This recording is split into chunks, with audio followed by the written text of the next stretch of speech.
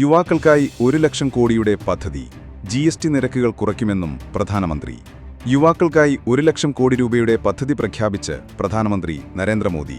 പ്രധാനമന്ത്രി വീക്ഷിത് ഭാരത് റോസ്ഗാർ യോജന എന്നാണ് പുതിയ പദ്ധതിയുടെ പേര്.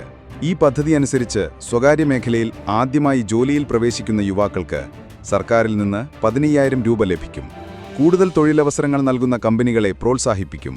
ഈ പദ്ധതിയിലൂടെ ഏകദേശം 3.5 കോടി പുതിയ തൊഴിലവസരങ്ങൾ സൃഷ്ടിക്കും. ദൈനംദിന ആവശ്യത്തിനുപയോഗിക്കുന്ന വസ്തുക്കളുടെ GST കുറയ്ക്കുമെന്നും പ്രധാനമന്ത്രി പറഞ്ഞു. അടുത്ത ദീപാവലിയോടെ GST പരിഷ്കരിക്കുമെന്നും വില കുറയുന്നതോടെ സാധാരണക്കാർക്ക് അത് വലിയ ആശ്വാസമാകുമെന്നും മോദി പറഞ്ഞു. സ്വാതന്ത്ര്യദിനാഘോഷത്തിന്റെ ഭാഗമായി ചെങ്കോട്ടയിൽ ദേശീയ പതാക ഉയർത്തിയ ശേഷം രാജ്യത്തെ അഭിസംബോധന ചെയ്ത് സംസാരിക്കവെയാണ് പ്രധാനമന്ത്രി ഇക്കാര്യങ്ങൾ പറഞ്ഞത്. സ്വന്തം കരുത്തിലും കഴിവിലും വിശ്വസിക്കുകയാണ് ആത്മനിർഭരതയ്ക്കുള്ള വഴിയെന്നും ഡോളറിനെയും പൗണ്ടിനെയും ആശ്രയിക്കേണ്ടതില്ലെന്നും മോദി പറഞ്ഞു. US തീരുവയെ പരോക്ഷമായി സൂചിപ്പിച്ചായിരുന്നു പ്രധാനമന്ത്രിയുടെ വാക്കുകൾ. രാജ്യത്തിന്റെ ആത്മനിർഭരത ഓപ്പറേഷൻ സിന്ദൂരിൽ കണ്ടു. ശത്രുവിനെ തകർത്തത് രാജ്യത്തിന്റെ സ്വന്തം ആയുധങ്ങൾ ഉപയോഗിച്ചാണ്. സെമി കണ്ടക്ടർ രംഗത്ത് വളരാനുള്ള ശ്രമത്തിലാണ്. ഈ വർഷം അവസാനത്തോടെ മെയ്ഡ് ഇൻ ഇന്ത്യ ചിപ്പുകൾ ഉണ്ടാകും. ഊർജ്ജരംഗത്തും സ്വയം പര്യാപ്തമാവുകയാണ് ഇന്ത്യ. ഹൈഡ്രജൻ എനർജിക്കായി ശതകോടികൾ ചെലവഴിക്കുന്നു. ആണവോർജ്ജ രംഗത്തും വലിയ പരിഷ്കാരങ്ങൾ കൊണ്ടുവരുന്നു. 2030 ആവുമ്പോഴേക്കും 50% ക്ലീൻ എനർജി എന്നതാണ് ലക്ഷ്യമെന്നും മോദി പറഞ്ഞു.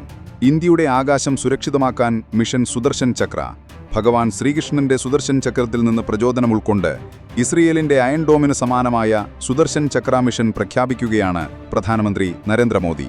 അടുത്ത 10 വർഷത്തിനുള്ളിൽ, അതായത് 2035ഓടെ രാജ്യത്തിന് വ്യോമ പ്രതിരോധ കവചവും കൃത്യതയാർന്ന പ്രത്യാഘാത ശേഷിയും നൽകുന്നതാകും ഈ പദ്ധതി. ചെങ്കോട്ടയിൽ നടത്തിയ സ്വാതന്ത്ര്യദിന പ്രസംഗത്തിലാണ് പ്രധാനമന്ത്രി ഈ നിർണായക പ്രഖ്യാപനം നടത്തിയത്. ശത്രുവിന്റെ ആക്രമണങ്ങളെ നിർവീര്യമാക്കുക മാത്രമല്ല, അവർക്ക് പല മടങ്ങ് തിരിച്ചടി നൽകുകയും ചെയ്യുന്ന ശക്തമായ ആയുധ സംവിധാനമായിരിക്കും സുദർശൻ ചക്ര മിഷൻ എന്ന് മോദി പറഞ്ഞു. ഇസ്രയേലിന്റെ അയൺ ഡോം പോലെ എല്ലാ വ്യോമാക്രമണ ഭീഷണികളിൽ നിന്നും രാജ്യത്തിന് സംരക്ഷണം നൽകാൻ ഈ മിഷന് കഴിയും. ഓപ്പറേഷൻ സിന്ദൂരിന് ശേഷം പാകിസ്ഥാൻ ഇന്ത്യയിൽ നടത്താൻ ശ്രമിച്ചതിന് സമാനമായ ആക്രമണങ്ങളെ ഭാവിയിൽ പ്രതിരോധിക്കുക എന്നതും സുദർശൻ ചക്ര മിഷന്റെ ലക്ഷ്യമാണ്. ഭഗവാൻ ശ്രീകൃഷ്ണന്റെ സുദർശൻ ചക്രത്തിൽ നിന്ന് പ്രചോദനം ഉൾക്കൊണ്ടുകൊണ്ട് ദേശീയ പ്രാധാന്യമുള്ള കെട്ടിടങ്ങൾ, ആശുപത്രികൾ, ആരാധനാലയങ്ങൾ, മറ്റു തന്ത്രപ്രധാന പ്രദേശങ്ങളെല്ലാം സംരക്ഷിക്കുന്നതിനായി പുതിയ സാങ്കേതിക പ്ലാറ്റ്ഫോമുകൾ രാഷ്ട്ര സുരക്ഷാ കവച് പദ്ധതിക്ക് കീഴിൽ വിന്യസിക്കുമെന്നും പ്രധാനമന്ത്രി വ്യക്തമാക്കി. 10 വർഷത്തിനുള്ളിൽ 2035ഓടെ ഈ ദേശീയ സുരക്ഷാ കവചം വികസിപ്പിക്കാനും ശക്തിപ്പെടുത്താനും ആധുനികവൽക്കരിക്കാനുമാണ് രാജ്യം ലക്ഷ്യമിടുന്നത്. ശത്രുക്കൾക്ക് കൃത്യതയോടെ തിരിച്ചടി നൽകാൻ ഇന്ത്യയെ സജ്ജമാക്കുന്ന ഈ തന്ത്രവിദ്യ രാജ്യത്തിന്റെ പ്രതിരോധശേഷിയിൽ ഒരു പുതിയ അധ്യായം കുറിക്കുമെന്നും മോദി പറയുന്നു. ഇന്ത്യയുടെ 79ാം സ്വാതന്ത്ര്യദിനത്തിൽ ചരിത്രപരമായ 5 പ്രഖ്യാപനങ്ങളാണ് മോദി നടത്തിയത്. പഹൽഗാം ഭീകരാക്രമണത്തിനും പിന്നാലെ നടന്ന ഓപ്പറേഷൻ സിന്ദൂരിനും ശേഷം മോദിയുടെ ആദ്യ സ്വാതന്ത്ര്യദിന പ്രസംഗമായിരുന്നു അത്. 103 മിനിറ്റ് നീണ്ട പ്രസംഗം റെഡ് ഫോർട്ടിൽ നിന്നുള്ള അദ്ദേഹത്തിന്റെ ഏറ്റവും ദൈർഘ്യമേറിയ പ്രസംഗങ്ങളിൽ ഒന്നായി രേഖപ്പെടുത്തി. രാജ്യത്തിന് പുതിയ ദിശാബോധം നൽകുന്ന 5 സുപ്രധാന പദ്ധതികളാണ് മോദി പ്രഖ്യാപിച്ചത്. ഈ ദീപാവലി ഇരട്ടി ദീപാവലിയാക്കുമെന്ന് പ്രഖ്യാപിച്ച് GST പരിഷ്കരണങ്ങളുടെ അടുത്ത ഘട്ടം നടപ്പിലാക്കുമെന്ന് പ്രധാനമന്ത്രി അറിയിച്ചു. കഴിഞ്ഞ 8 വർഷത്തിനിടയിൽ GSTയിൽ വലിയ പരിഷ്കാരങ്ങൾ കൊണ്ടുവന്നുവെന്നും പുതിയ മാറ്റങ്ങൾ രാജ്യത്തുടനീളമുള്ള നികുതിദായകരുടെ ഭാരം കുറയ്ക്കുമെന്നും അദ്ദേഹം ഊന്നി പറഞ്ഞു. ഈ വർഷം അവസാനത്തോടെ ഇന്ത്യയിൽ നിർമ്മിച്ച ആദ്യത്തെ സെമി കണ്ടക്ടർ ചിപ്പ് വിപണിയിലെത്തുമെന്ന് മോദി പ്രഖ്യാപിച്ചു. നിലവിൽ 6 സെമി കണ്ടക്ടർ യൂണിറ്റുകൾ പ്രവർത്തനത്തിലുണ്ട്. കൂടാതെ 4 പുതിയ യൂണിറ്റുകൾക്ക് കൂടി കേന്ദ്ര സർക്കാർ അനുമതി നൽകിയിട്ടുണ്ട്. ഇന്ത്യൻ ജനത ഇന്ത്യയിൽ നിർമ്മിച്ച ചിപ്പുകൾ ഈ വർഷം അവസാനത്തോടെ വിപണിയിലെത്തുമെന്ന് അദ്ദേഹം പറഞ്ഞു. രാജ്യത്തെ യുവജനങ്ങൾക്ക് വേണ്ടി 1 ലക്ഷം കോടി രൂപയുടെ മെഗാ പദ്ധതി പ്രഖ്യാപിച്ചു. പ്രധാനമന്ത്രി വികസിത് ഭാരത് റോസ്ഗാർ യോജന എന്ന പേരിൽ ഈ പദ്ധതി ഇന്നു മുതൽ നടപ്പിലാക്കും. ആദ്യ ജോലിക്ക് സാമ്പത്തിക സഹായം. പദ്ധതി പ്രകാരം സ്വകാര്യ മേഖലയിൽ ആദ്യമായി ജോലി നേടുന്ന യുവതീ-യുവാക്കൾക്ക് സർക്കാരിൽ നിന്ന് 15,000 രൂപ ധനസഹായം ലഭിക്കും. കൂടുതൽ തൊഴിലവസരങ്ങൾ നൽകുന്ന കമ്പനികളെ പ്രോത്സാഹിപ്പിക്കും. ഇതിനൊപ്പമാണ് സുദർശൻ ചക്ര മിഷനും പ്രഖ്യാപിക്കുന്നത്. ശത്രു രാജ്യങ്ങളുടെ ഏത് നീക്കങ്ങളെയും തകർത്തെറിയാൻ ശേഷിയുള്ള കരുത്തുറ്റ ആയുധ സംവിധാനം വികസിപ്പിക്കാൻ ലക്ഷ്യമിട്ടുള്ള മിഷൻ സുദർശൻ ചക്ര പദ്ധതിക്കാണ് ഇന്ത്യ തുടക്കം കുറിച്ചത്. രാജ്യത്തിന്റെ സുരക്ഷാ കവചം കൂടുതൽ ശക്തിപ്പെടുത്തുന്നതിനുള്ള ഈ സുപ്രധാന നീക്കം ദേശീയ സുരക്ഷാ രംഗത്ത് പുതിയ അധ്യായം കുറിക്കും. ശത്രുക്കളുടെ ഏത് വെല്ലുവിളിയും നേരിടാൻ പര്യാപ്തമായ അതിനൂതന സാങ്കേതിക വിദ്യയിൽ അധിഷ്ഠിതമായ ഒരു പ്രതിരോധ വലയം തീർക്കുകയാണ് സുദർശൻ ചക്രയുടെ പ്രഥമ ലക്ഷ്യം. ഇത് കേവലം ഒരു ആയുധ സംവിധാനമല്ല, മറിച്ച് രാജ്യത്തിന്റെ ആത്മാഭിമാനം സംരക്ഷിക്കാനുള്ള ഉറച്ച പ്രതിജ്ഞ കൂടിയാണ്. ദേശീയ സുരക്ഷാ കവചമെന്ന ആശയത്തിന് പുതിയ മാനം നൽകിക്കൊണ്ട് ഭാവിയിലെ വെല്ലുവിളികളെ മുൻകൂട്ടി കണ്ട് പ്രതിരോധിക്കാൻ ഇന്ത്യയെ സജ്ജമാക്കുകയാണ് ഈ മിഷൻ. രാജ്യത്തിന്റെ പ്രതിരോധശേഷിക്ക് പുതിയ മാനങ്ങൾ നൽകുന്ന ഈ പദ്ധതി മുൻകാലങ്ങളിൽ നേരിട്ടേക്കാവുന്ന പ്രതിരോധ പോരായ്മകളെ മറികടന്ന് ഇന്ത്യക്ക് അഭേദ്യമായ ഒരു സുരക്ഷാവലയം തീർക്കുമെന്നാണ് പ്രതീക്ഷിക്കുന്നത്. രാജ്യത്തിന്റെ പ്രതിരോധ കരുത്തിന് വർദ്ധിച്ച ഊർജ്ജം പകരുമ്പോൾ ഭീഷണികളെ നേരിടുന്നതിൽ രാജ്യം ഇപ്പോൾ കൂടുതൽ സജ്ജമാണെന്ന സന്ദേശമാണ് ഈ മിഷൻ നൽകുന്നത്.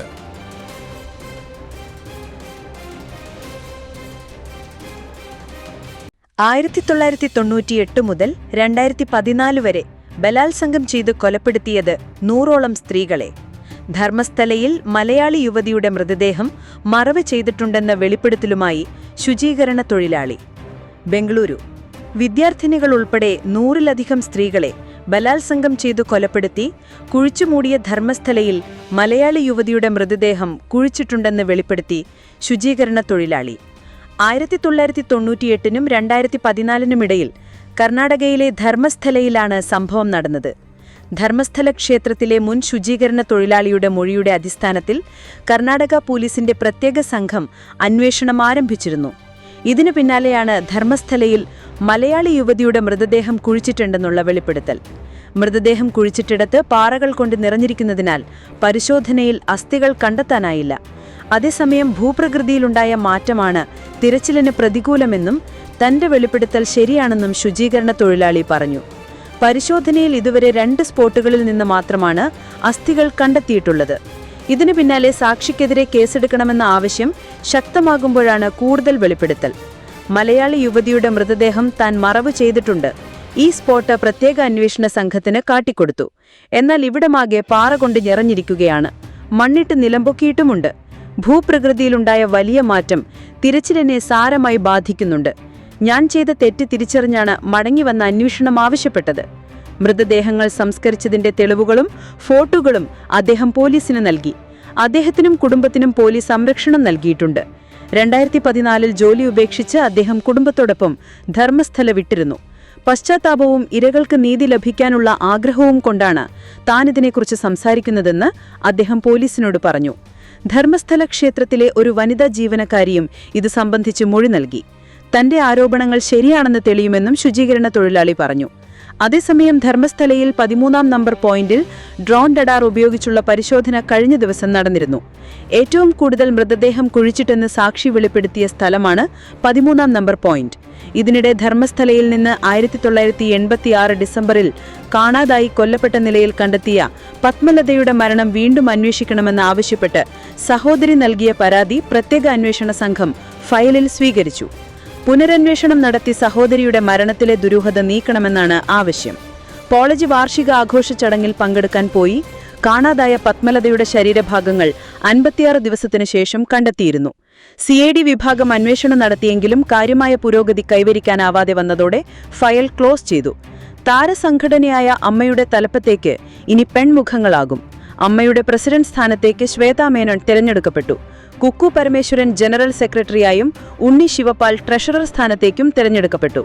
ആകെ 504 അംഗങ്ങളാണ് അസോസിയേഷനിലുള്ളത്. പോളിംഗ് ശതമാനത്തിൽ വലിയ ഇടിവ് സംഭവിച്ചിട്ടുണ്ട്. 504 അംഗങ്ങളുള്ളതിൽ 298 പേർ മാത്രമാണ് ഇത്തവണ വോട്ട് രേഖപ്പെടുത്തിയത്. 357 പേരായിരുന്നു കഴിഞ്ഞ തവണ വോട്ട് ചെയ്തത്.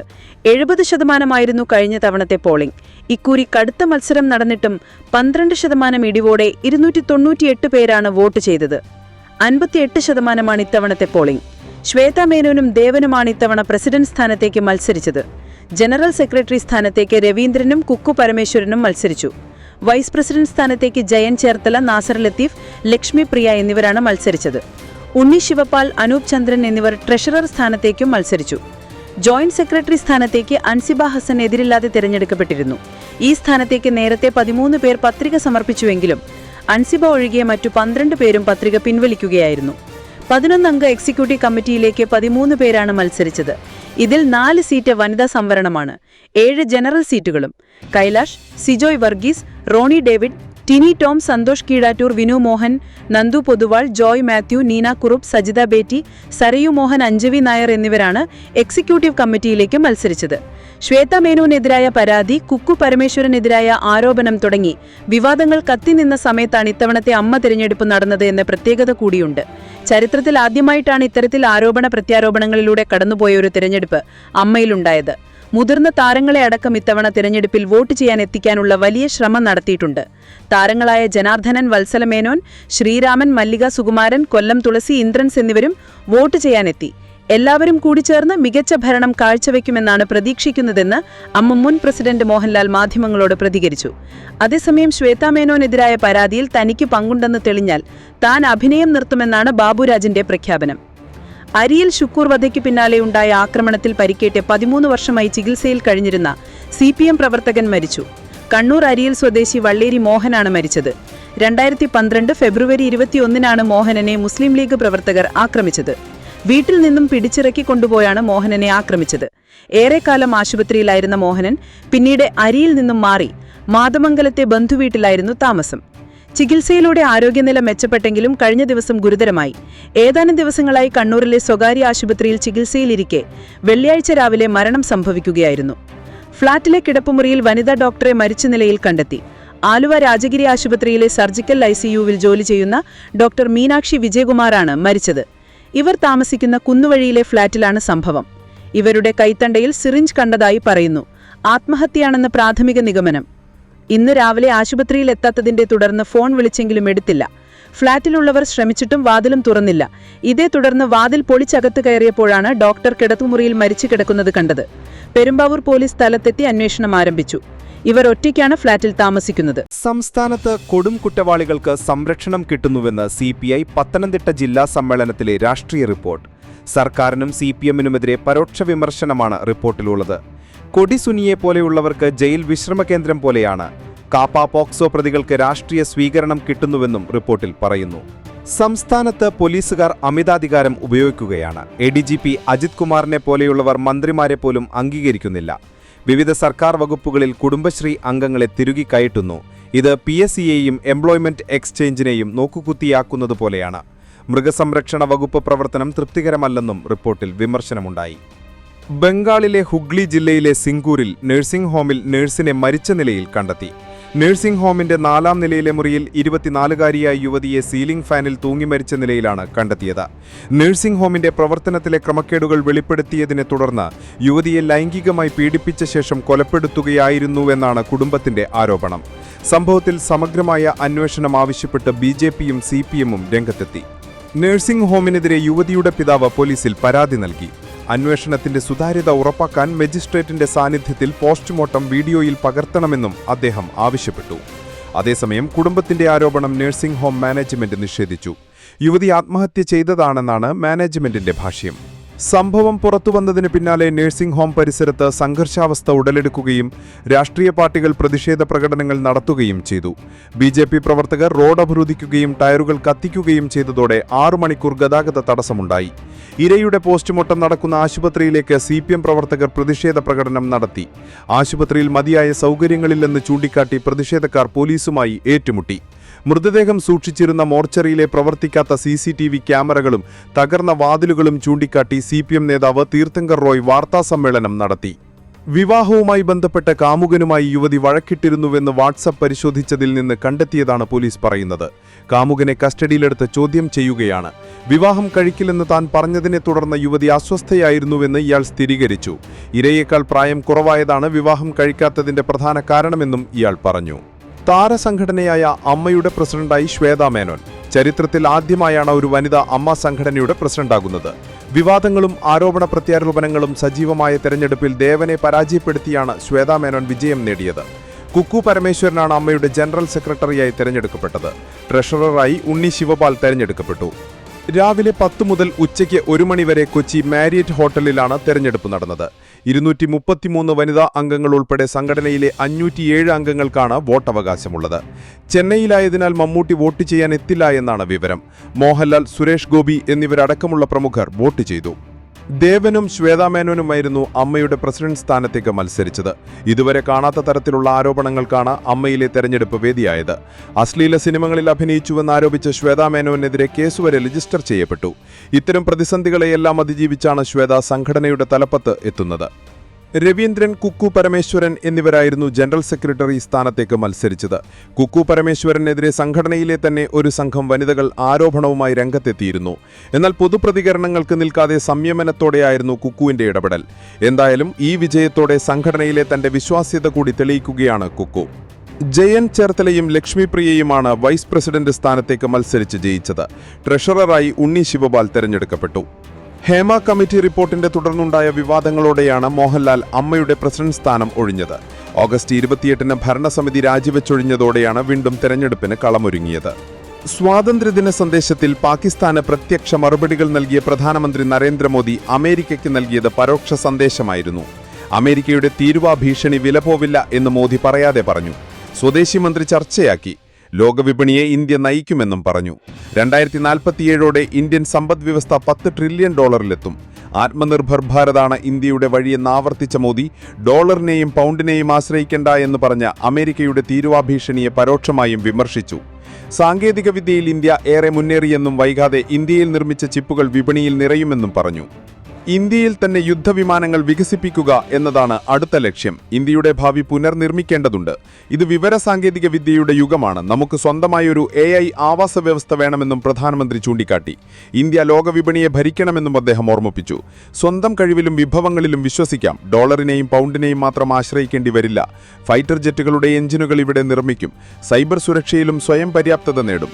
കോവിഡ് വാക്സിനിലൂടെ കോടികളെ കണക്കിന് പേരുടെ ജീവൻ രക്ഷിക്കാൻ സാധിച്ചിട്ടുണ്ട് എന്നും പറഞ്ഞു.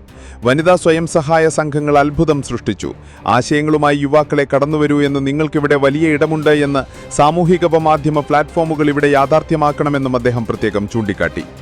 എന്തിനു വിദേശ പ്ലാറ്റ്ഫോമുകളെ ആശ്രയിക്കണം? സ്വന്തമായുധം കൊണ്ട് ശത്രുവിനെ തകർത്ത് നമുക്ക് സ്വന്തം കഴിവിൽ വിശ്വസിക്കാം. സ്വദേശി മന്ത്രം ഉരുവിടാം. നീണ്ടകാലം സർക്കാരിനെ സേവിക്കാൻ അവസരം കിട്ടി. ഇന്ത്യയുടെ അഭിവൃദ്ധിയാണ് ലക്ഷ്യം, ആരെയും ചവിട്ടിത്താഴ്ത്തലല്ല. നികുതി ഭാരത്തിൽ നിന്ന് മധ്യവർഗത്തിന് ആശ്വാസം കിട്ടിയിട്ടുണ്ട് എന്ന് ലോകവിപണി ഇന്ത്യ നയിക്കുന്ന കാലം വിദൂരമല്ല എന്നും പ്രധാനമന്ത്രി ചൂണ്ടിക്കാട്ടി. ആളുകളെ ജയിലിലിടുന്ന അനാവശ്യ നിയമങ്ങൾ ഒഴിവാക്കി നിയമരംഗത്തും പരിഷ്കരണങ്ങൾ കൊണ്ടുവന്നു. അടുത്ത ഘട്ടം GST പരിഷ്കരണം ദീപാവലിയോടെ ഉണ്ടാകും. ദീപാവലി സമ്മാനമായിരിക്കും GST പരിഷ്കരണം. GST നിരക്കുകൾ കുറയ്ക്കും, സാധനങ്ങൾക്ക് വില കുറയും, മധ്യവർഗ ജീവിതം കൂടുതൽ ആയാസരഹിതമാക്കുമെന്നും പ്രധാനമന്ത്രി പറഞ്ഞു. ഇന്ത്യയിലെ അധിക നികുതിയെ അമേരിക്ക വിമർശിക്കുമ്പോഴാണ് പ്രധാനമന്ത്രിയുടെ ഈ പ്രഖ്യാപനങ്ങൾ. ഇതും അമേരിക്കയുടെ വെല്ലുവിളിയെ ഇന്ത്യ നേരിടുമെന്നതിന്റെ തെളിവാണ്. തുടർച്ചയായ 12ാമത്തെ സ്വാതന്ത്ര്യദിന പ്രസംഗമാണ് പ്രധാനമന്ത്രി ഇന്ന് നടത്തിയത്. അമേരിക്കയിൽ പ്രസിഡന്റ് ഡൊണാൾഡ് ട്രംപ് ഏർപ്പെടുത്തിയ താരിഫ് നയം തിരിച്ചടിച്ചു തുടങ്ങിയെന്ന് കണക്കുകൾ പുറത്തുവന്നിരുന്നു. ജൂൺ മാസത്തെ അപേക്ഷിച്ച് ഹോൾസെയിൽ പ്രൊഡ്യൂസർ പ്രൈസ് ഇൻഡെക്സ് ജൂലൈയിൽ കുതിച്ചത് 1.9% ലേബർ സ്റ്റാറ്റിസ്റ്റിക്സ് ഡാറ്റ പ്രസിദ്ധീകരിച്ചു. 2022 ജൂണിന് ശേഷം ആദ്യമായാണ് ഹോൾസെയിൽ പ്രൈസ് ഇൻഡെക്സ് ഇത്രയും പെട്ടെന്ന് കൂടുന്നത്. 0.2% കൂടുമെന്ന സാമ്പത്തിക വിദഗ്ധരുടെ പ്രവചനം തെറ്റിച്ചാണ് കണക്കിലെ കുതിപ്പ്. മൊത്തം വിലയിലെ മാറ്റങ്ങളുടെ ഭാരം അധികം താമസിയാതെ ഉപഭോക്താക്കളിൽ എത്തുമെന്നാണ് ഇപ്പോഴത്തെ മുന്നറിയിപ്പ്. 3 വർഷത്തിനിടയിലുണ്ടായ ഏറ്റവും വലിയ കുതിച്ചുചാട്ടം ഉപഭോക്താക്കൾക്ക് വലിയ ഭാരമാകാനാണ് സാധ്യത. ഇതിനിടെയാണ് ഇന്ത്യൻ പ്രധാനമന്ത്രി അമേരിക്കൻ നിലപാടുകൾ ഇന്ത്യക്ക് തിരിച്ചടിയാകില്ല എന്ന ആത്മവിശ്വാസത്തോടെ സ്വാതന്ത്ര്യദിന സന്ദേശം നൽകുന്നത്. സാമ്പത്തിക ഞെരുക്കവും നോക്കാനാളില്ലാത്തതിന്റെ പ്രശ്നവും ഓരോ ആവശ്യത്തിനും കടൽ കടന്നു പോകേണ്ടതിന്റെ ബുദ്ധിമുട്ടുമൊക്കെയായപ്പോൾ റഷ്യയുടെ സാർ ചക്രവർത്തി അലക്സാണ്ടർ രണ്ടാമൻ തീരുമാനിച്ചു അലാസ്ക വിൽക്കാം. അങ്ങനെ 1867 മാർച്ച് 30-ന് റഷ്യയും അമേരിക്കയും തമ്മിൽ വിൽപ്പന കരാർ എഴുതി. വില $72 ലക്ഷം. ഇന്നത്തെ മൂല്യമനുസരിച്ച് $12.9 കോടി. ആ വർഷം ഒക്ടോബർ 18-ന് അലാസ്ക അമേരിക്കയുടെ നിയന്ത്രണത്തിലായി. ഇന്ന് US-ന്റെ 49ാം സംസ്ഥാനമാണ് അലാസ്ക. ഇരു രാജ്യങ്ങളും തമ്മിലുള്ള ഏറ്റവും ദൂരം കുറഞ്ഞ അതിർത്തിയും ഈ ഭാഗത്താണ്. റഷ്യയുടെ കിഴക്കേ അറ്റത്തുള്ള പ്രദേശവും അലാസ്കയുടെ പടിഞ്ഞാറൻ ഭാഗവും തമ്മിൽ ബെറിംഗ് കടലിടുക്ക് വഴി വളരെ കുറഞ്ഞ ദൂരമേ ഉള്ളൂ. അതിനാൽ തന്നെ ചരിത്രപരമായും സാമ്പത്തികപരമായും ഈ പ്രദേശം ഇരു രാജ്യങ്ങൾക്കും ഒരുപോലെ പ്രധാനപ്പെട്ടതാണ്. US പ്രസിഡന്റ് ഡൊണാൾഡ് ട്രംപും റഷ്യൻ പ്രസിഡന്റ് വ്ളാഡിമിർ പുടിനും തമ്മിൽ വെള്ളിയാഴ്ച അലാസ്കയിൽ കൂടിക്കാഴ്ച നടത്തുമ്പോൾ ആ പ്രദേശവും റഷ്യയും തമ്മിൽ നൂറ്റാണ്ടുകളായുള്ള ബന്ധം കൂടിയാണ് പുതുക്കപ്പെടുന്നത്. റഷ്യൻ നാവികസേനാംഗമായിരുന്ന വൈറ്റസ് ബെലിൻ 1741-ൽ അലാസ്കയിൽ എത്തിയതോടെയാണ് ആ പ്രദേശത്ത് റഷ്യയ്ക്ക് താൽപ്പര്യമുണ്ടായത്. സാർ ചക്രവർത്തിയുടെ സമുദ്ര പര്യവേക്ഷണ സംഘത്തിലെ അംഗമായിരുന്നു ബെറിംഗ്. റഷ്യയ്ക്കും അലാസ്കയ്ക്കും ഇടയിലുള്ള 54 കിലോമീറ്റർ മാത്രം വീതിയുള്ള കടലിടുക്ക് കടന്നായിരുന്നു അദ്ദേഹത്തിന്റെ യാത്ര. പിൽക്കാലത്ത് ആ മേഖല ബെറിംഗ് കടലിടുക്ക് എന്നറിയപ്പെട്ടു. പിന്നാലെ സൈബീരിയയിൽ നിന്നുള്ള വേട്ടക്കാരും രോമക്കുപ്പായ കച്ചവടക്കാരും അലാസ്കയിലെത്തി. നീർനായകളെയും ധ്രുവക്കുറുക്കന്മാരെയും സീലുകളെയും വേട്ടയാടുകയായിരുന്നു ലക്ഷ്യം. 1784 കച്ചവടക്കാരനായ ഗ്രിഗറി ഷെലിഖോവ് കൊഡിയാക് ദ്വീപിൽ ഒരു കോട്ട നിർമ്മിച്ചു. ഇതാണ് അലാസ്കയിലെ ആദ്യ റഷ്യൻ സെറ്റിൽമെന്റ്. 1799 സാർ ചക്രവർത്തി പോൾ ഒന്നാമനാണ് രോമക്കച്ചവട ആവശ്യത്തിനായി റഷ്യൻ അമേരിക്കൻ കമ്പനി സ്ഥാപിച്ചത്. ഇതോടെ മേഖലയിൽ റഷ്യൻ സ്വാധീനം ശക്തമായി. റോമ വ്യാപാരികൾക്കൊപ്പം റഷ്യൻ ഓർത്തഡോക്സ് ചർച്ചിന്റെ മിഷണറിമാരും അലാസ്കയിലെത്തി. സംസ്ഥാനത്തെ ഏറ്റവും ജനസംഖ്യയുള്ള നഗരമായ ആംഗ്രേജിലുള്ള റഷ്യൻ ഓർത്തഡോക്സ് ചർച്ചിന്റെ കെട്ടിടമാണ് ഏറ്റവും പഴക്കമേറിയ കെട്ടിടം. അലാസ്കയിൽ ഇപ്പോഴും കാണാം റഷ്യൻ സെറ്റിൽമെന്റിന്റെ അവശിഷ്ടങ്ങൾ. ദീർഘകാലത്തേക്ക് വേണ്ടിയായിരുന്നില്ല റഷ്യക്കാരുടെ കുടിയേറ്റമെന്നും ഹാർഡ്മാൻ പറയുന്നു. റഷ്യൻ മിഷണറിമാർ അലാസ്കയിലെ 18,000-ൽ പരം ജനങ്ങളെ മതപരിവർത്തനം ചെയ്തിട്ടുണ്ട്. ഇവിടുത്തെ പലർക്കും ഇപ്പോഴും റഷ്യൻ പേരുകളുണ്ട്. അതേസമയം അലാസ്കയിൽ സ്ഥിരതാമസമുള്ള റഷ്യൻകാരുടെ എണ്ണം 400 കടന്നിട്ടില്ലെന്ന് US സ്റ്റേറ്റ് ഡിപ്പാർട്ട്മെന്റിലെ ചരിത്ര വിഭാഗത്തെ ഉദ്ധരിച്ച് അസോസിയേറ്റഡ് പ്രസ് AP റിപ്പോർട്ട് ചെയ്യുന്നു. ക്രൈമിയൻ യുദ്ധത്തെ തുടർന്ന് റഷ്യ സാമ്പത്തിക ഞെരുക്കത്തിലായി. മാത്രമല്ല, വിദൂര പ്രദേശത്തെ അലാസ്കയിലുള്ള കോളനി സംരക്ഷിക്കാനും അവിടെ സാധനങ്ങൾ എത്തിക്കാനും റഷ്യയ്ക്ക് ധാരാളം പണം ചെലവഴിക്കേണ്ടിയും വന്നു. ബ്രിട്ടനിൽ നിന്നുള്ള ആക്രമണം ഭയന്ന റഷ്യ ബ്രിട്ടന്റെ കൈവശം അലാസ്ക എത്തുന്നത് ഒഴിവാക്കാൻ വേണ്ടി കൂടിയാണ് അത് അമേരിക്കയ്ക്ക് വിൽക്കാമെന്ന തീരുമാനത്തിലെത്തിയത്. അങ്ങനെയാണ് അലക്സാണ്ടർ രണ്ടാമൻ $72 ലക്ഷം അലാസ്കയെ US-ന് കൈമാറിയത്. അലാസ്കയിലെ ലിറ്റിൽ ഡൈമീഡ് ദ്വീപം റഷ്യയിലെ ബിഗ് ഡൈമീഡ് ദ്വീപും തമ്മിൽ വെറും 3.8 കിലോമീറ്റർ മാത്രമേയുള്ളൂ അകലം. ഇവയെ വേർതിരിക്കുന്നത് രാജ്യാന്തര അതിർത്തിയും ഇന്റർനാഷണൽ ഡേറ്റ് ലൈനുമാണ്. ഇതുമൂലം ലിറ്റിൽ ഡൈമീഡ് ദ്വീപ് ബിഗ് ഡൈമീഡ് ദ്വീപിനേക്കാൾ 21 മണിക്കൂർ പിന്നിലാണ്. അതായത് ഒരു ദ്വീപിൽ നിന്ന് മറ്റൊരു ദ്വീപിലേക്ക് പോകുമ്പോൾ സമയത്തിൽ 21 മണിക്കൂറിന്റെ വ്യത്യാസമുണ്ടാകുന്നു. US-നും സോവിയറ്റ് യൂണിയനും ഇടയിലുള്ള അതിർത്തിയായതിനാൽ ശീതയുദ്ധകാലത്ത് ഈ ദ്വീപുകൾ ഐസ് കർട്ടൻ എന്നാണ് അറിയപ്പെട്ടിരുന്നത്. അലാസ്കയുടെ തന്ത്രപ്രധാന സ്ഥാനം പരിഗണിച്ച് റഷ്യയും അമേരിക്കയും ഇവിടെ സ്വന്തം താൽപ്പര്യങ്ങൾ സംരക്ഷിക്കാൻ ശ്രമിക്കുന്നുണ്ട്. അലാസ്ക കൈവശം വയ്ക്കുന്നവർ ലോകത്തെ കൈവശം വയ്ക്കും എന്നത് അലാസ്കയുടെ തന്ത്രപ്രധാന സ്ഥാനത്തെക്കുറിച്ച് വ്യക്തമാക്കാൻ US വ്യോമസേനയുടെ പിതാവെന്ന് വിശേഷിപ്പിക്കപ്പെടുന്ന ജനറൽ വില്യം ലെൻഡ്രം മിച്ചൽ പറഞ്ഞതാണ് ഈ വാക്കുകൾ. ലോകമഹായുദ്ധകാലത്ത്, പ്രത്യേകിച്ചും രണ്ടാം ലോകമഹായുദ്ധത്തിൽ US-ന്റെ വടക്കൻ പ്രതിരോധത്തിലെ ഒരു പ്രധാന താവളമായിരുന്നു അലാസ്ക.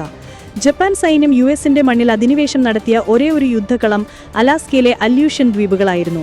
US-നും ജപ്പാനും ഇടയ്ക്കാണ് അല്യൂഷൻ ദ്വീപുകൾ. അട്ടു, കിസ്ക എന്നീ ദ്വീപുകൾ അന്ന് ജപ്പാൻ പിടിച്ചെടുക്കുകയും ചെയ്തു. ലെൻഡ് ലീസ് ആക്ട് പ്രകാരം സോവിയറ്റ് യൂണിയനിലേക്ക് US-ന്റെ വിമാനങ്ങൾ ഉൾപ്പെടെയുള്ള സൈനിക സാമഗ്രികൾ എത്തിക്കുന്നതിനുള്ള പ്രധാന റൂട്ടുകളിൽ ഒന്നായിരുന്നു അലാസ്ക. സോവിയറ്റ് യൂണിയനുമായി നേരിട്ടുള്ള അതിർത്തി പങ്കിടുന്നതിനാൽ ശീതയുദ്ധകാലത്തും അലാസ്കയ്ക്ക് തന്ത്രപ്രധാന പ്രാധാന്യമുണ്ടായിരുന്നു. സോവിയറ്റ് യൂണിയനിൽ നിന്നുള്ള ആക്രമണങ്ങളെ ചെറുക്കുന്നതിനുള്ള ആദ്യ പ്രതിരോധ നിരയായാണ് US അലാസ്കയെ കണ്ടിരുന്നത്. ഗാർഡിയൻ ഓഫ് ദി നോർത്ത് എന്നും US-ന്റെ ടോപ്പ് കവർ എന്നും അലാസ്കയെ US വിളിച്ചിരുന്നു. സോവിയറ്റ് യൂണിയന്റെ വ്യോമാക്രമണ ശ്രമം കണ്ടെത്താൻ സഹായിക്കുന്ന റഡാർ സ്റ്റേഷനുകൾ, അതായത് DEW ലൈൻ, അലാസ്കയിൽ US സ്ഥാപിച്ചിരുന്നു. കൂടാതെ നിരവധി വ്യോമതാവളങ്ങളും മിസൈൽ പ്രതിരോധ സംവിധാനങ്ങളും ഇവിടെ US-നുണ്ട്. ഇത് പ്രതിരോധ സ്ഥാനമെന്ന നിലയിൽ അലാസ്കയുടെ പ്രസക്തി വർദ്ധിപ്പിക്കുകയും ചെയ്തു. പുടിൻ പല US പ്രസിഡന്റുമാരുമായും പല ഘട്ടങ്ങളിലും കൂടിക്കാഴ്ച നടത്തിയിട്ടുണ്ട്. George W. Bush, Barack Obama, Donald Trump, Joe Biden എന്നിവരുമായി അദ്ദേഹം കൂടിക്കാഴ്ച നടത്തിയിട്ടുണ്ട്. പ്രസിഡന്റുമാർ മാറുന്നതിനനുസരിച്ച് US-റഷ്യൻ ബന്ധത്തിൽ ഏറ്റക്കുറച്ചിലുകളും ഉണ്ടായിട്ടുണ്ട്. ട്രംപിന്റെ ആദ്യ ഭരണകാലത്ത് പുടിനുമായി സൗഹൃദപരമായ സമീപനമാണ് അദ്ദേഹം സ്വീകരിച്ചിരുന്നത്. അതേസമയം ജോ ബൈഡന് പുടിനുമായി കാര്യമായ അകൽച്ചയുണ്ടായിരുന്നു. 2015 ഐക്യരാഷ്ട്ര സംഘടനാ പൊതുസമ്മേളനത്തിൽ പങ്കെടുക്കാൻ ന്യൂയോർക്കിൽ എത്തിയതാണ് പുടിന്റെ അവസാന US സന്ദർശനം. 2018 ഹെൽസിംകിയിൽ നടന്ന ഒരു സംയുക്ത വാർത്താ സമ്മേളനത്തിൽ 2016 US തെരഞ്ഞെടുപ്പിൽ റഷ്യ ഇടപെട്ടു എന്ന ആരോപണത്തെക്കുറിച്ച് തന്റെ ഇന്റലിജൻസ് വിഭാഗത്തെക്കാൾ കൂടുതൽ പുടിനെ വിശ്വസിക്കുന്നു എന്ന് ട്രംപ് പറഞ്ഞത് വലിയ വിവാദമായിരുന്നു. എന്നാൽ തന്റെ ആദ്യ ടേമിന്റെ അവസാനത്തോടെ ട്രംപ് പുടിനോട് അതൃപ്തി പ്രകടിപ്പിക്കാൻ തുടങ്ങി, പ്രത്യേകിച്ചും യുക്രൈൻ വിഷയത്തിൽ. യുക്രൈൻ യുദ്ധം ആരംഭിച്ചതോടെ ഇരു രാജ്യങ്ങളുമായുള്ള ബന്ധത്തിൽ ഉലച്ചിലുകൾ ഉണ്ടായെന്നും പുടിൻ ഭ്രാന്തമായ രീതിയിൽ പെരുമാറുന്നുവെന്നും ട്രംപ് സമൂഹമാധ്യമത്തിൽ കുറിച്ചിരുന്നു. രാജ്യാന്തര ക്രിമിനൽ കോടതി പുടിനെതിരെ അറസ്റ്റ് വാറന്റ് പുറപ്പെടുവിച്ചിട്ടുണ്ടെങ്കിലും അദ്ദേഹത്തെ അറസ്റ്റ് ചെയ്യാനുള്ള സാധ്യത വളരെ കുറവാണ്. ICC-യിലെ അംഗമായ രാജ്യങ്ങൾ പുടിൻ അവരുടെ രാജ്യത്തെത്തിയാൽ അദ്ദേഹത്തെ അറസ്റ്റ് ചെയ്യാൻ ബാധ്യസ്ഥരാണ്. US ഇതിലെ ഒരു അംഗരാജ്യമല്ല. അതുകൊണ്ട് തന്നെ പുടിനെ US മണ്ണിൽ അറസ്റ്റ് ചെയ്യാൻ കഴിയില്ല. സാങ്കേതിക വിദ്യ, സാമ്പത്തികം, തൊഴിൽ, പ്രതിരോധം എന്നീ മേഖലകളിലെല്ലാം പുതിയ വികസന പദ്ധതികളും മാറ്റങ്ങളും പ്രഖ്യാപിച്ചാണ് ഇത്തവണ പ്രധാനമന്ത്രി നരേന്ദ്രമോദി സ്വാതന്ത്ര്യദിന പ്രസംഗം നടത്തിയത്. നരേന്ദ്രമോദിയുടെ തുടർച്ചയായ 12ാമത്തെ സ്വാതന്ത്ര്യദിന പ്രസംഗം 103 മിനിറ്റ് നീണ്ടുനിന്നു. പ്രസംഗത്തിലെ പ്രധാന പ്രഖ്യാപനങ്ങൾ ഇവയാണ്. രാജ്യത്തിന്റെ സാങ്കേതിക പുരോഗതിയിലെ പ്രധാന നാഴികക്കല്ല് അടയാളപ്പെടുത്തിക്കൊണ്ട് ഈ വർഷത്തിന്റെ അവസാനത്തോടെ ഇന്ത്യയിൽ നിർമ്മിച്ച ചിപ്പുകൾ വിപണിയിലെത്തുമെന്ന് പ്രധാനമന്ത്രി പ്രഖ്യാപിച്ചു. രാജ്യത്തെ യുവാക്കളോടും ഇന്ത്യയുടെ താന്ത്രിക ശക്തി മനസ്സിലാക്കുന്ന ലോകമെമ്പാടുമുള്ളവരോടും എനിക്ക് പറയാനുള്ളത് ഇതാണ്: ഈ വർഷത്തിന്റെ അവസാനത്തോടെ ഇന്ത്യയിൽ നിർമ്മിച്ച ചിപ്പുകൾ വിപണിയിലെത്തുമെന്നത്.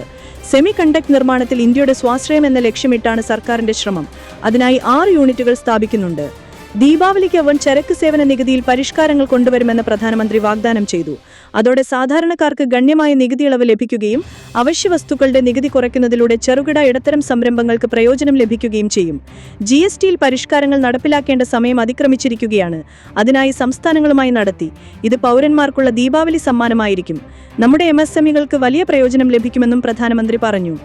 സാമ്പത്തിക വളർച്ച ത്വരിതപ്പെടുത്തുക, ചുവടുനാടയെ ഒഴിവാക്കുക, ഭരണം നവീകരിക്കുക, 2047ഓടെ $10 ട്രില്യൺ സമ്പദ് വ്യവസ്ഥയിലെ ലക്ഷ്യത്തിനായി രാജ്യത്തെ സജ്ജമാക്കുക എന്നിവ ലക്ഷ്യമിട്ട് ടാസ്ക് ഫോഴ്സ് രൂപീകരിക്കും. ഇന്ത്യയിലെ യുവാക്കൾക്കായി പ്രധാനമന്ത്രി വീക്ഷിത് ഭാരത് റോസ്ഗാർ യോജന ആരംഭിക്കും. 1 ലക്ഷം കോടി രൂപയുടെ ഈ പദ്ധതി പ്രകാരം സ്വകാര്യ കമ്പനികളിൽ ജോലി നേടുന്ന യുവാക്കൾക്ക് സർക്കാർ 15,000 രൂപ നൽകും. ഏകദേശം 3.5 കോടി യുവാക്കൾക്ക് ഇതുവഴി തൊഴിൽ ലഭിക്കുമെന്നും പ്രധാനമന്ത്രി പറഞ്ഞു.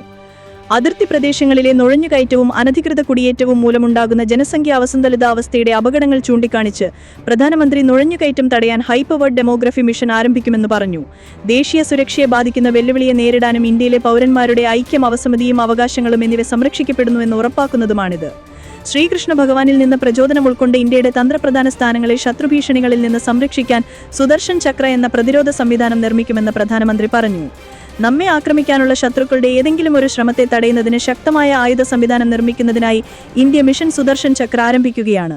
2035ഓടെ രാജ്യവ്യാപകമായി എല്ലാ പൊതുസ്ഥലങ്ങളും സുരക്ഷാ കവചത്തിന്റെ സംരക്ഷണത്തിലായിരിക്കും. ഇതിനായി ഏറ്റവും പുതിയ താന്ത്രിക ഉപകരണങ്ങൾ സംയോജിപ്പിക്കാനാണ് സർക്കാർ ലക്ഷ്യമിടുന്നത്. ഇന്ത്യ 10 പുതിയ ന്യൂക്ലിയർ റിയാക്ടറുകൾക്കായി വേഗത്തിൽ പ്രവർത്തിച്ചുകൊണ്ടിരിക്കുന്നു. 2047 ആകുമ്പോഴേക്കും ആണവോർജ്ജക്ഷമത 10 ഇരട്ടി വർദ്ധിപ്പിക്കുമെന്നും നരേന്ദ്രമോദി പറഞ്ഞു. ഊർജ്ജ ആവശ്യങ്ങൾക്കായി നമ്മൾ പല രാജ്യങ്ങളെയും വളരെയധികം ആശ്രയിക്കുന്നു. പെട്രോളിയം അടക്കം ഇറക്കുമതി ചെയ്യാൻ കോടിക്കണക്കിന് രൂപ ചെലവഴിക്കേണ്ടി വരുന്നു. ഈ കാര്യത്തിൽ രാജ്യത്തെ സ്വയം പര്യാപ്തമാക്കേണ്ടത് വളരെ പ്രധാനമാണ്.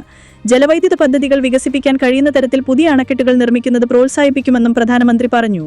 പഹൽഗാം ഭീകരാക്രമണത്തിന് ഓപ്പറേഷൻ സിന്ദൂറിലൂടെ ഇന്ത്യ ചുട്ട മറുപടി നൽകിയെന്ന് പ്രധാനമന്ത്രി നരേന്ദ്രമോദി. പഹൽഗാമിൽ മതം ചോദിച്ച് നിഷ്കളങ്കരെ വകവരുത്തിയവരെ നേരിടാൻ ഇന്ത്യൻ സേനയ്ക്ക് സർക്കാർ പൂർണ്ണ സ്വാതന്ത്ര്യം നൽകിയെന്നും മോദി പറഞ്ഞു. 79ാം സ്വാതന്ത്ര്യദിന ആഘോഷത്തിന്റെ ഭാഗമായി ചെങ്കോട്ടയിൽ ദേശീയ പതാക ഉയർത്തിയ ശേഷം രാജ്യത്തെ അഭിസംബോധന ചെയ്യുകയായിരുന്നു മോദി. തുടർച്ചയായ 12ാമത്തെ സ്വാതന്ത്ര്യദിന പ്രസംഗമാണ് പ്രധാനമന്ത്രി നരേന്ദ്രമോദി നടത്തിയത്. 103 മിനിറ്റ് നീണ്ടുനിന്ന പ്രസംഗം പ്രധാനമന്ത്രി ഇതുവരെ സ്വാതന്ത്ര്യദിനത്തിൽ നടത്തിയ ഏറ്റവും ദൈർഘ്യമേറിയ പ്രസംഗമാണ്. പാകിസ്ഥാന്റെ ആണവ ഭീഷണി ഇന്ത്യയോട് വേണ്ടെന്ന് ആവർത്തിച്ച മോദി, സിന്ധു നദി ജലകരാറിൽ പുനരാലോചനയില്ലെന്നും രക്തവും വെള്ളവും ഒരുമിച്ച് ഒഴുകില്ലെന്നും ഓർമ്മിപ്പിച്ചു. ഓപ്പറേഷൻ സിന്ദൂർ എന്നത് ഇന്ത്യയുടെ രോഷത്തിന്റെ പ്രകടനമാണെന്നും പ്രതികാരത്തിനുള്ള സമയവും സ്ഥലവും തീരുമാനിച്ച സൈന്യം സങ്കൽപ്പിക്കാനാവാത്ത കാര്യമാണ് രാജ്യത്തിനായി ചെയ്തതെന്നും അദ്ദേഹം പറഞ്ഞു. ആത്മനിർഭർ ഭാരത് എന്താണെന്ന് ഓപ്പറേഷൻ സിന്ദൂരിലൂടെ തെളിയിച്ചു. രാജ്യം സ്വയം പര്യാപ്തത നേടിക്കഴിഞ്ഞു. ഏത് ഭീഷണിയും നേരിടാൻ രാജ്യം തയ്യാറാണ്. ഇന്ത്യയുടെ ആയുധബലം ശത്രുവിനെ അമ്പരിപ്പിച്ചെന്നും അദ്ദേഹം കൂട്ടിച്ചേർത്തു. ആത്മനിർഭർ ഭാരതാണ് ഇന്ത്യയുടെ വഴിയെന്ന് ആവർത്തിച്ച മോദി, ഡോളറിനെയും പൗണ്ടിനെയും ആശ്രയിക്കേണ്ടെന്ന് പറഞ്ഞ് US-ന്റെ തീരുവ ഭീഷണിയെ പരോക്ഷമായും വിമർശിച്ചു. സാങ്കേതിക വിദ്യയിൽ ഇന്ത്യ ഏറെ മുന്നേറിയെന്നും വൈകാതെ ഇന്ത്യയിൽ നിർമ്മിച്ച ചിപ്പുകൾ വിപണിയിൽ നിറയുമെന്നും പറഞ്ഞു. ഇന്ത്യയിൽ തന്നെ യുദ്ധവിമാനങ്ങൾ വികസിപ്പിക്കുക എന്നതാണ് അടുത്ത ലക്ഷ്യം. ഇന്ത്യയുടെ ഭാവി പുനർനിർമ്മിക്കേണ്ടതുണ്ട്. ഇത് വിവരസാങ്കേതിക വിദ്യയുടെ യുഗമാണ്. നമുക്ക് സ്വന്തമായി ഒരു AI ആവാസ വ്യവസ്ഥ വേണമെന്നും പ്രധാനമന്ത്രി ചൂണ്ടിക്കാട്ടി. ഇന്ത്യ ലോകവിപണിയെ ഭരിക്കണമെന്നും അദ്ദേഹം ഓർമ്മപ്പെടുത്തി. യുവാക്കൾക്കുള്ള 1 ലക്ഷം കോടി തൊഴിൽ പദ്ധതിയും പ്രധാനമന്ത്രി പ്രഖ്യാപിച്ചു. ആശയങ്ങളുമായി യുവാക്കൾ കടന്നുവരണം. കർഷക വിരുദ്ധ നിയമങ്ങൾ വച്ചുപുറപ്പിക്കില്ലെന്ന് പറഞ്ഞ മോദി, സർക്കാർ എന്നും കർഷകർക്കൊപ്പമാണെന്നും ചൂണ്ടിക്കാട്ടി. RSSന്റെ 100 വർഷ സേവനങ്ങളെ പുകഴ്ത്തിയ മോദി, RSS ലോകത്തിലെ ഏറ്റവും വലിയ NGO ആണെന്നും പറഞ്ഞു. ഭരണഘടനയാണ് രാജ്യത്തിന്റെ വഴികാട്ടിയെന്ന് ഓർമ്മിപ്പിച്ച് ഭരണഘടനാ ശില്പികൾക്ക് ആദരമർപ്പിച്ച മോദി, ഓപ്പറേഷൻ സിന്ദൂറിൽ പങ്കെടുത്ത ധീര ജവാന്മാർക്ക് സല്യൂട്ട് നൽകുന്നുവെന്നും അറിയിച്ചു. രാജ്ഘട്ടിലെത്തി ഗാന്ധി സമാധിയിൽ പുഷ്പാർച്ചന നടത്തിയ ശേഷമാണ് മോദി ചെങ്കോട്ടയിലെത്തിയത്. സ്വാതന്ത്ര്യദിനാഘോഷത്തിന്റെ ഭാഗമായി രാജ്യതലസ്ഥാനമായ ഡൽഹിയിൽ കനത്ത സുരക്ഷയാണ് ഏർപ്പെടുത്തിയിരുന്നത്. ചെങ്കോട്ടയിലും പരിസരത്തുമായി 11,000-ലധികം സുരക്ഷാ ഉദ്യോഗസ്ഥരെയും 3,000 ട്രാഫിക് പോലീസിനെയും നിയോഗിച്ചിരുന്നു. നഗരത്തിലുടനീളം നിരീക്ഷണ ക്യാമറകളും സ്ഥാപിച്ചു. റെയിൽവേ സ്റ്റേഷൻ, ബസ് സ്റ്റാൻഡ്, വിമാനത്താവളം, മെട്രോ സ്റ്റേഷനുകൾ തുടങ്ങിയിടങ്ങളിൽ പരിശോധന ശക്തമാക്കിയിരുന്നു. ക്വാലാലംപൂരിൽ നിന്ന് കോഴിക്കോട്ടേക്ക് പോകുകയായിരുന്ന എയർ ഏഷ്യ വിമാനം ചെന്നൈ വിമാനത്താവളത്തിൽ അടിയന്തര ലാൻഡിംഗ് നടത്തി. ഇന്നലെ രാത്രി 11:25 സംഭവം. വിമാനത്തിൽ സാങ്കേതിക തകരാർ കണ്ടെത്തിയതിനെ തുടർന്നായിരുന്നു അടിയന്തര ലാൻഡിംഗ്. ചെന്നൈ എയർ ട്രാഫിക് കൺട്രോളിനെ വിവരം അറിയിച്ചതിന് പിന്നാലെ വിമാനം ഉടൻ ലാൻഡ് ചെയ്യാൻ നിർദ്ദേശം നൽകുകയായിരുന്നു. അഗ്നിരക്ഷാസേനയും ആംബുലൻസുകളും ഉൾപ്പെടെ എല്ലാ അടിയന്തര സേവനങ്ങളും വിന്യസിച്ചതിനു ശേഷമാണ് ലാൻഡിംഗിന് നിർദ്ദേശം നൽകിയത്. 147 യാത്രക്കാരുമായി വിമാനം സുരക്ഷിതമായി ലാൻഡ് ചെയ്തു. നിലവിൽ വിമാനത്താവളത്തിന് അമീപ്പുള്ള ഹോട്ടലിലാണ് യാത്രക്കാർ. ഇന്ന് വൈകിട്ട് 5 മണിക്ക് വിമാനം കോഴിക്കോട്ടേക്ക് പുറപ്പെടും. തനിക്കെതിരായ വ്യാജരേഖകൾ ചമച്ചത് പോലീസിന് ഉള്ളിൽ നിന്നാണെന്നും ആരോപണങ്ങൾക്ക് പിന്നിൽ പോലീസിലെ തന്നെ ഗൂഢാലോചനയാണെന്നും ADGP MR അജിത് കുമാറിന്റെ മൊഴി. അനധികൃത സ്വത്ത് സമ്പാദന കേസിൽ വിജിലൻസ് അന്വേഷണ സംഘത്തിന് അജിത് കുമാർ നൽകിയ മൊഴിയിലാണ് പോലീസിലെ കൂട്ടാളികൾക്കെതിരായ വിമർശനം. മുൻ MLA PV അൻവറിന് വഴങ്ങാത്തതാണ് ആരോപണങ്ങൾക്ക് കാരണമെന്നും മൊഴിയിൽ പറയുന്നു. മുഖ്യമന്ത്രിയുടെ ഓഫീസിന്റെ നിർദ്ദേശപ്രകാരമാണ് PV അൻവറുമായി സംസാരിച്ചത്. സംശയങ്ങൾ ദൂരീകരിക്കണമെന്ന് മുഖ്യമന്ത്രിയുടെ ഓഫീസ് ആവശ്യപ്പെട്ടെന്നും ADGPയുടെ മൊഴിയിലുണ്ട്. വീട് നിർമ്മിക്കുന്നത് ഭാര്യാപിതാവിന്റെ ഭൂമിയിലാണെന്നും ഫ്ളാറ്റ് മറിച്ചുവിറ്റ് ലാഭം നേടിയിട്ടില്ലെന്നും മൊഴിയിൽ പറയുന്നു. അനധികൃത സ്വത്ത് സമ്പാദന കേസിൽ ADGP കുമാറിന് ക്ലീൻ ചിറ്റ് നൽകി സമർപ്പിച്ച റിപ്പോർട്ട് കഴിഞ്ഞ ദിവസം തിരുവനന്തപുരം പ്രത്യേക വിജിലൻസ് കോടതി തള്ളിയിരുന്നു. വിജിലൻസ് കൃത്യമായ പരിശോധന നടത്തിയിട്ടില്ല, തെളിവുകൾ കണക്കിലെടുക്കാതെയുള്ള റിപ്പോർട്ട് അംഗീകരിക്കാനാവില്ലെന്നായിരുന്നു കോടതി വ്യക്തമാക്കിയത്.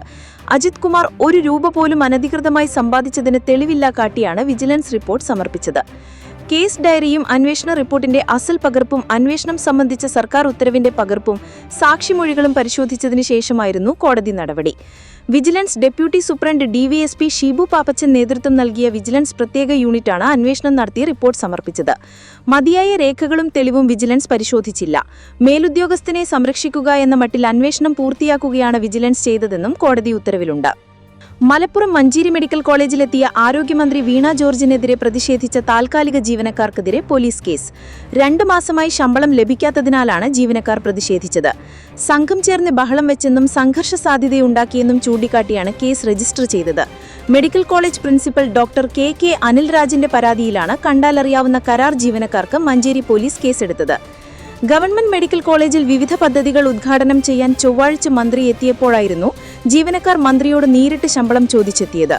HDCക്ക് കീഴിൽ ജോലി ചെയ്യുന്ന നഴ്സുമാർ, നഴ്സിംഗ് അസിസ്റ്റന്റുമാർ, എക്സ്റേ ടെക്നീഷ്യന്മാർ, ശുചീകരണ ജീവനക്കാർ ഉൾപ്പെടെയുള്ളവരാണ് മന്ത്രിയോട് 2 മാസമായി ശമ്പളം ലഭിക്കുന്നില്ലെന്ന പരാതി പറഞ്ഞത്. വേഗത്തിൽ പോകാനൊരുങ്ങിയതോടെ മന്ത്രിയെ കാണണമെന്ന ആവശ്യവുമായി ജീവനക്കാർ ബഹളം വെച്ചിരുന്നു.